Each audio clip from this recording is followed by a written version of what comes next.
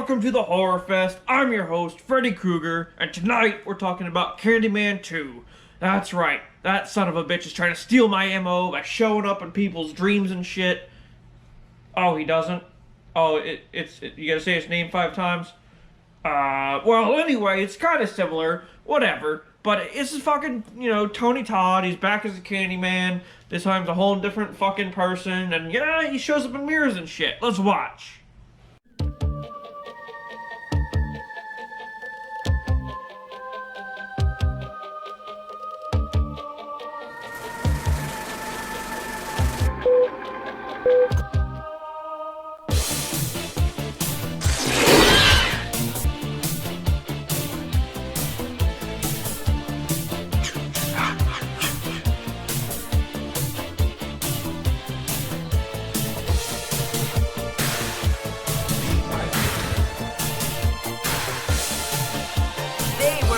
Love for that young boy drama.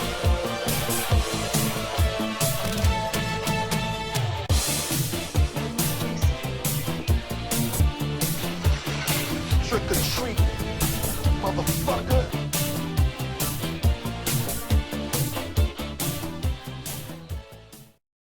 With your host, Freddy. Happy Halloween, bitch.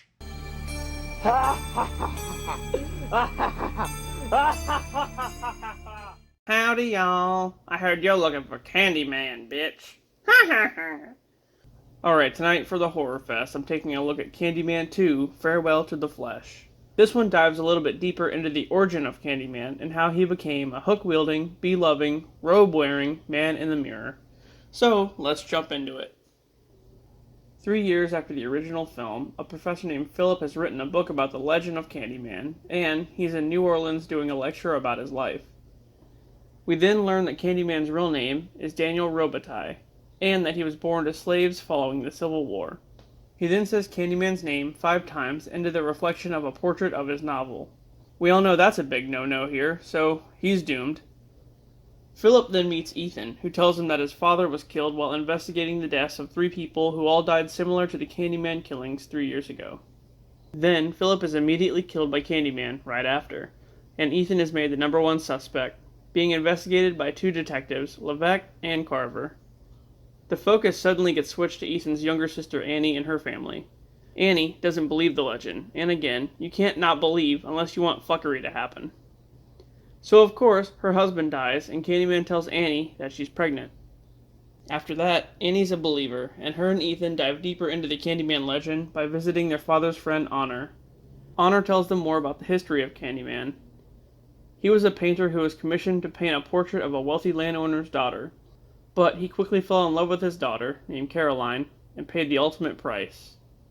Her father had an angry mob chase down Daniel, cutting off his hand and smearing honey all over him, letting him get stung to death by bees.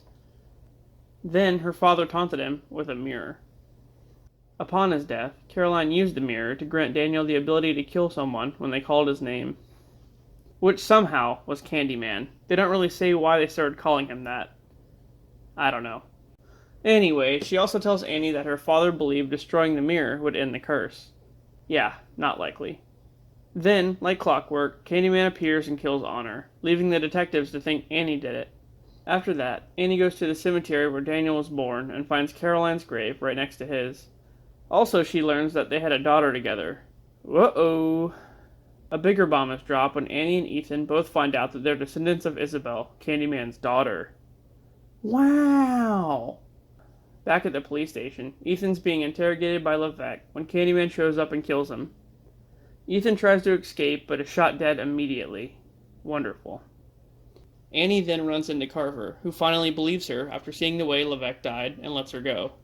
Annie heads to Daniel's birthplace where the original mirror is. She has a final confrontation with Candyman and shatters the mirror, destroying him. 5 years later, Annie is putting her daughter to bed, who then starts chanting Candyman's name. The end. Well, I mean, it's cool to have seen the origin of Candyman. That professor at the beginning didn't stand a chance. I mean, I thought he was going to be the main character. But, nope, it was Annie, the relative of Candyman and Caroline. It was a crazy plot, but you know what? It worked. I liked it. Alright guys, stay tuned because next time I'm checking out part 3. See you then.